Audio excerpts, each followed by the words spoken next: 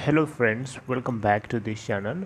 दोस्तों, इस वीडियो में हम लोग बात करने जा रहे हैं सुज़लोन एनर्जी लिमिटेड के लिए। लेकिन शुरू करें उससे पहले आपसे दो रिक्वेस्ट करना चाहूँगा। पहली रिक्वेस्ट कि अगर आप डीमैट अकाउंट या ट्रेडिंग अकाउंट ओपन कराना चाहते हैं तो डिस्क्रिप्शन बॉक्स में आपके लिए एक लिंक ड्रॉप किया गया है, आप देख सकते हैं। दूसरी रिक्वेस्ट ये है कि अगर आप इस चैनल को फाइनेंस मार्केट को फर्स्ट टाइम देख रहे हैं तो सब्सक्राइब करके बेल आइकन को हिट कर लीजिए ताकि सारी वीडियोस की नोटिफिकेशंस आपको मिलती रहें और आप सबसे पहले देख पाएंगे। दोस्तों, सुज़लोन एनर्जी लिमिटेड, मैं आपको बार बार बोल रहा हूँ कि इस कंपनी का जो अगला टारगेट है डबल डिजिट का है। दोस्तों, आपको ये बात कहीं ना कहीं यकीन ना हो, कहीं ना कहीं आपको इस बात को जो है इसके ऊपर आप डाउट ज़रूर क्रिएट कर सकते हैं, लेकिन फिर भी देखिए आपकी बात भी सही है। क्योंकि किसी भी चीज़ को लेकर के स्पेशली शेयर मार्केट में किसी भी स्टॉक के लिए प्रेडिक्शन 100% ट्रू नहीं होता है, ये बात आपकी बिल्कुल सही है। लेकिन फिर भी कुछ पॉइंट्स हैं जिनके आधार पर मैं आपको बताने की कोशिश कर रहा हूँ कि डबल डिजिट में इसका नेक्स्ट कदम इसका हो सकता है। क्योंकि ये कई दिनों से आप देख रहे हैं कि ये अपने आने वाले लेवल्स को टेस्ट कर रहा है बार बार।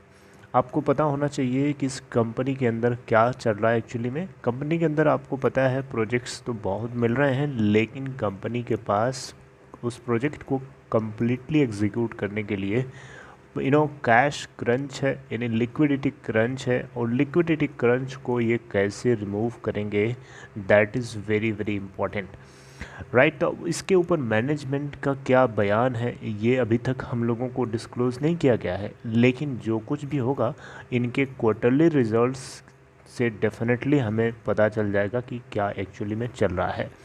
देखिए, जून क्वार्टर का रिज़ल्ट आगे आएगा, आने ही वाला होगा, आएगा, हो सकता है थोड़ा टाइम लगे। लेकिन आपको एक चीज़ बताना चाहूँगा, इस कंपनी के अंदर कुछ संकेत दिख रहे हैं जिसको ले करके ऐसा लग रहा है कि ये डबल डिजिट में एंट्री करेगा और काफ़ी ऊपर तक इसको खींच करके ले जाएगा। अभी आपको रिझा रहा है, रिझाने का मतलब समझ रहे हैं, मतलब आपको फ्रस्ट्रेट कर रहा है कि ये, मतलब आपको लगेगा ही नहीं कि कहाँ जा रहा है, समझ रहे हैं। तो इसीलिए पेशेंस बहुत ज़रूरी है। आपको बताना चाहूँगा, इस कंपनी के अंदर डिलीवरी स्टेटस 16 जुलाई 2021 को 69% है, एनएसई और बीएसई दोनों के प्लेटफॉर्म को यूज़ करके देखें तो, राइट। जो कि अभी के लास्ट के कई ट्रेडिंग सेशन से अगर आप देखें तो सबसे ज़्यादा है अभी तक। 5 जुलाई के बाद से अभी तक सबसे ज़्यादा है। इसके अलावा आइए कुछ पॉइंट्स हैं जिनको मैं आप लोगों तक पहुंचाने की कोशिश कर रहा हूं, जिसको देख करके आपको रियलाइज़ होगा कि हाँ, मैं जो बात बोल रहा हूं कहीं न कहीं उसमें दम है, थोड़ा बहुत।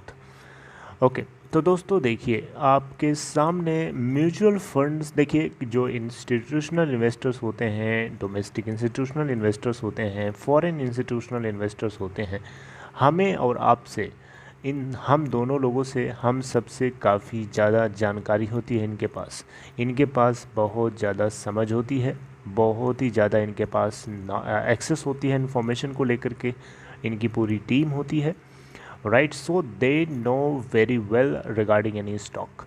तो उनसे ज़्यादा एनालिसिस हमारी नहीं होती है।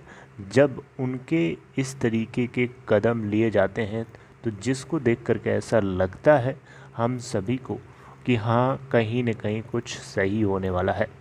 देखिए, यहाँ पे म्यूचुअल फंड्स की जो होल्डिंग है 0.02% से बढ़ करके Q1 के अंदर 0.03% हो गई है। ये आपको बहुत ज़्यादा जंप ना दिखाई दे, लेकिन जंप तो है ना, जंप तो है ना। अच्छा, इसके अलावा अगर आप देखें तो म्यूचुअल फंड्स के number of scheme mutual funds जो थी पहले यहाँ पे 3 थी और अभी भी Q1 में 3 बनी हुई हैं। इंस्टीट्यूशनल इन्वेस्टर्स की होल्डिंग 20.75 से बढ़ करके 21.79% हो गई है जून क्वार्टर के अंदर।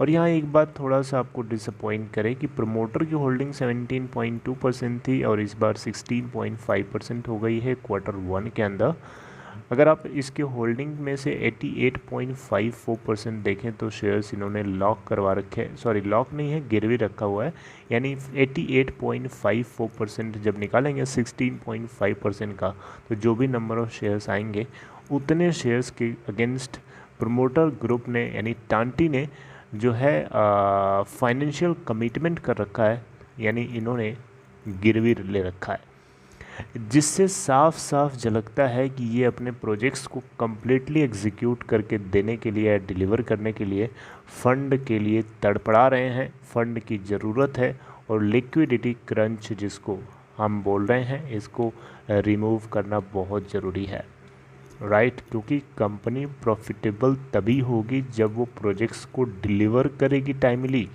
मेरी बात समझ रहे हैं? प्रोजेक्ट को डिलीवर करने के लिए, प्रोजेक्ट को एग्जीक्यूशन कॉस्ट चाहिए, उसके लिए कहीं न कहीं से फ़ंड को इनको उठाना ही पड़ेगा, चाहे राइट्स इशू लेके आएँ, चाहे जैसे भी करें।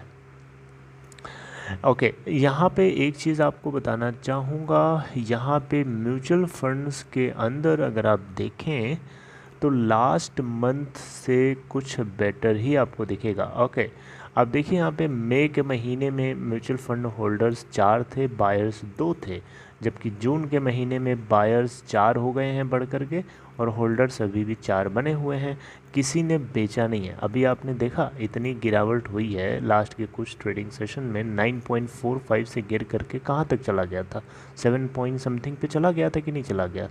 इस बीच में आप देखें यहाँ पे तो कहीं पे भी गिरावट नहीं है। हालांकि दोस्तों ये जुलाई के महीने में हुआ है, तो जुलाई का डेटा यहाँ पे अवेलेबल नहीं है, ये जून का है, तो जुलाई में क्या है वो हमें अगले महीने पता चलेगा। तो चलिए मैं आपको बताऊँगा। तो स्टे पॉजिटिव रिगार्डिंग दिस, हो सकता है आने वाले टाइम में ये आपको रॉकेट की तरह जंप करके डबल डिजिट में दिखाई दे सकता है, राइट। सो आप लोग भी अपने एनालिसिस की वजह से चलिए, दूसरे की बात को सुनिए और समझिए, एनालिसिस अपने आप, इम्प्लीमेंटेशन अपने दिमाग से करिए, क्योंकि दूसरे की बातें जो हैं गलत भी हो सकती हैं, इस चीज़ को आप इग्नोर नहीं कर सकते, right. So take care friends, see you next time updating something new, good bye.